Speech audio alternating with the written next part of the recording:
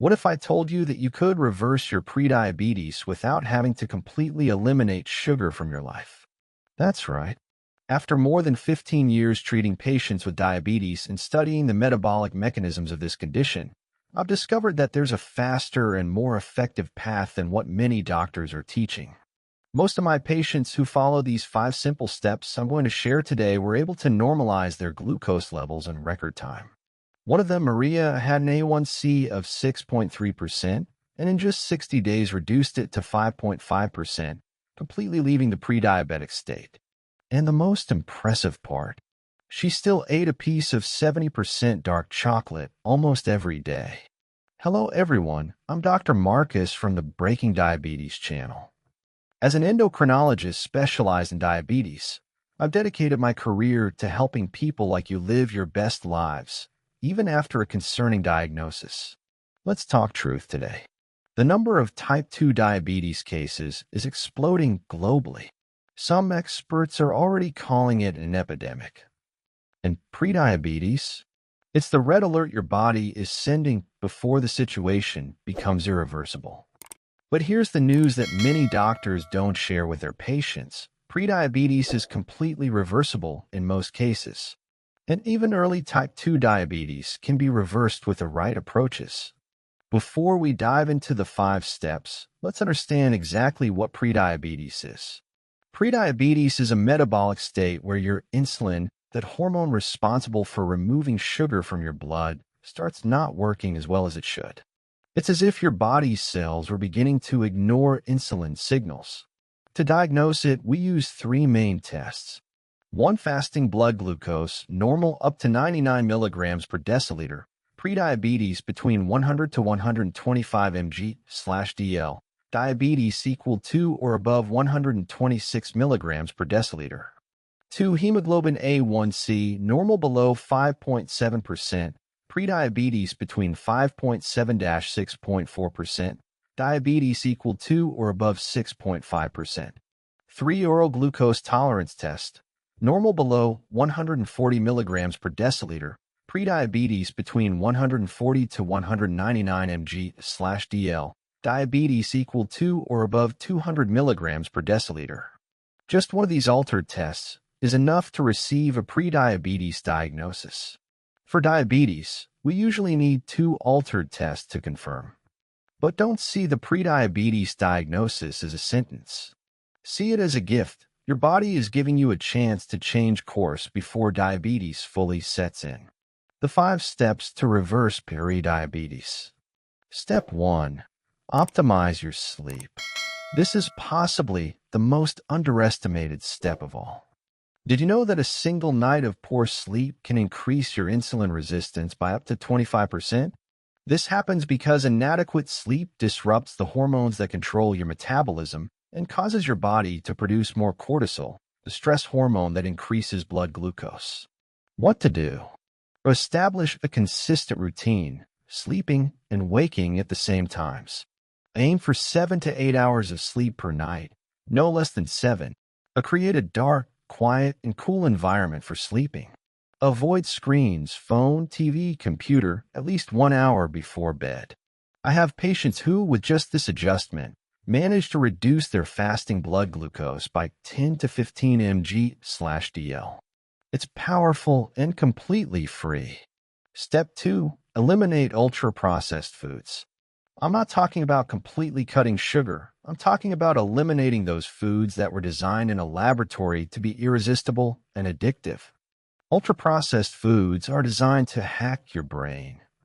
They contain combinations of sugar, fat, and salt that don't exist in nature and make you want to eat more and more. Additionally, they contain various chemical additives that increase your insulin resistance. The rule is simple. If it has more than 5 ingredients on the label, and you can't pronounce the names of several of them, it's probably ultra-processed. Replace with real foods. Meats, eggs, fish. Vegetables and greens. Fruits, yes, even those containing natural sugar. Nuts and seeds, walnuts, almonds, etc. Good fats, olive oil, avocado. You don't need to be perfect. Even reducing ultra-processed foods by 80% you'll already see significant results. Step 3. Transform your body into a glucose sponge. Your body has the amazing ability to adapt and improve its capacity to process glucose, as long as you stimulate it correctly. And physical movement is the key to this. When you exercise, your muscles take up glucose from the blood even without the need for insulin. It's like creating a back door for glucose to leave the bloodstream. And this continues happening for up to 48 hours after exercise. In addition, strength training, yes, weightlifting, creates more glucose sponges in your body. The more muscle mass you have, the more capacity you have to absorb glucose from the blood. The perfect plan. Take a 30-minute daily walk, even if divided into 3 10-minute periods. Add 2 to 3 weekly strength training sessions, even if with water bottles or your own body weight. A reduced sitting time, stand up every 30 minutes. Don't underestimate the power of movement in your daily life. Cleaning the house, cooking, gardening, it all counts. Step 4. Transform your plate with the power of vegetables. Here's a tactic I use with all my patients. Before changing how much they eat, I change what they eat. Vegetables are the secret to controlling blood sugar without going hungry. They're low in calories and carbohydrates, but take up a lot of space in your stomach, creating satiety. Additionally, the fibers from vegetables form a protective barrier that decreases the speed of carbohydrate absorption in the intestine. The plate strategy. Fill half your plate with colorful vegetables. 1/4 with quality proteins. 1/4 with carbohydrates, preferably whole grains. And don't fall into the trap of always eating the same steamed vegetables. Vary. Use spices, herbs, olive oil, clarified butter, roast, saute, grill. Make them delicious. A University of Toronto study showed that adding a generous portion of vegetables to a meal with carbohydrates can reduce the glucose spike by up to 30%.